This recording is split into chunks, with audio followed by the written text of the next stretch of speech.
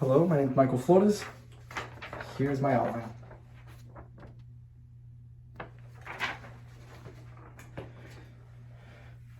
Researchers from McGill University, whose work was published in the scientific journal Climate Dynamics, theorize that damage from climate change can become irreversible by the year 2027. Let that sink in. Even their long shot estimate, 2042, gives us just over 2 decades to solve what feels like an incredibly significant problem. To make matters worse, those who are most likely to be impacted by this environmental destruction are those who are precisely helpless to prevent it. Environmental conservation is an extremely complex problem that has tremendously dire consequences if left unsolved. Yet a large majority of people do not have the resources nor the influence to do anything about this problem, while those that do consciously ignore the problem outright. In this speech, I will be going over the consequences of leaving the problems of climate change and global warming left unsolved, how the impacts of these problems affect marginalized groups to a greater scale, and how it's these influential entities that could be preventing climate change who are actively contributing to it the most. For starters, now that I have at least briefed you on the subject of climate change, allow me to go further in detail on what consequences this problem brings with it. For starters, leaving environmental conservation on its current trajectory could have massive implications for the world in the future. In an article published by phys.org, a popular scientific magazine, under the author Wise 2022, showcases that rising temperatures due to climate change could lead to the extinction of significant biomes such as the Amazon rainforest and the Great Barrier Reef. To begin, the Amazon rainforest on its current path could transform from a tropical wetland area into an arid savanna. This could mean the death of more than 10% of the entire world's species.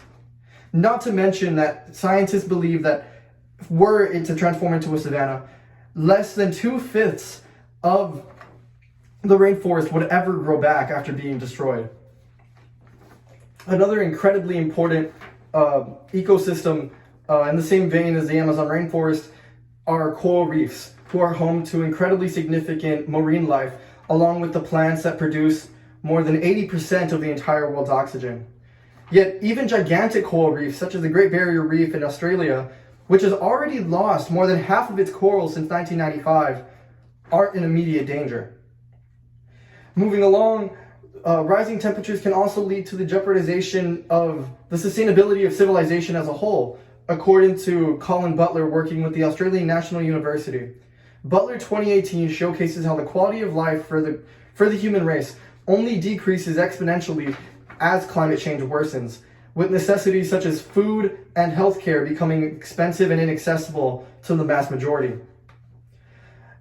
It has even been discovered that reports as old as coming from the 1980s showcase the fragility of the human race when opposed with problems such as climate change.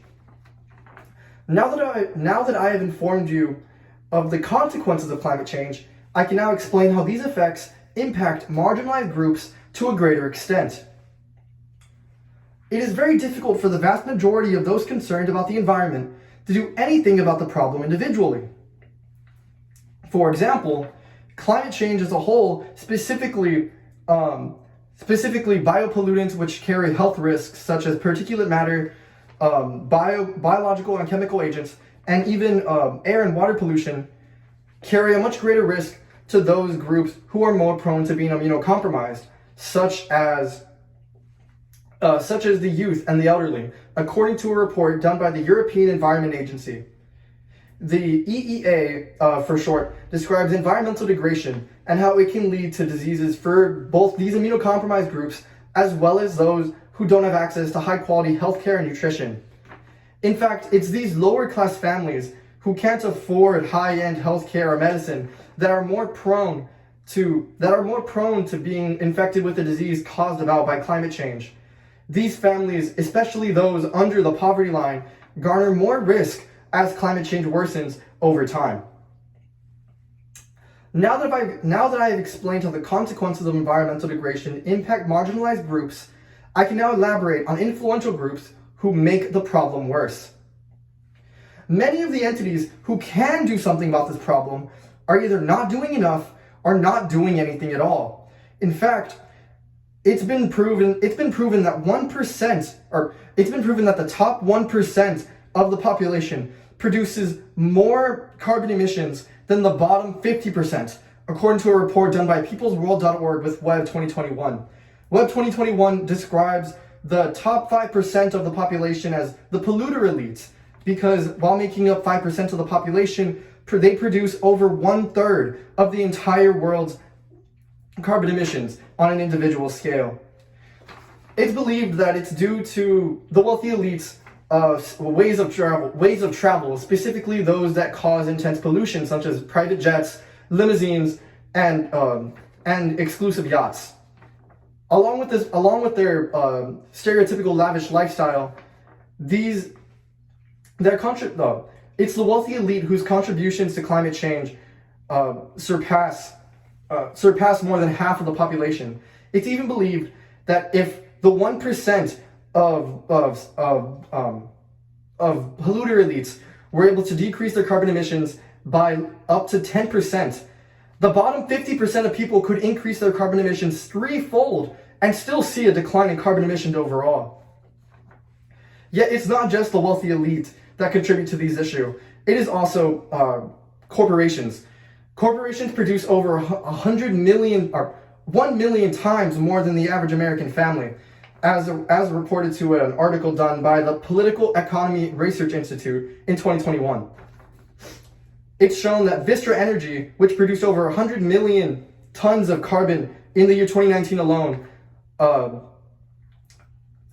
has a 1 million increase in carbon emissions as opposed to the 16-ton carbon emissions produced per year by the average American family.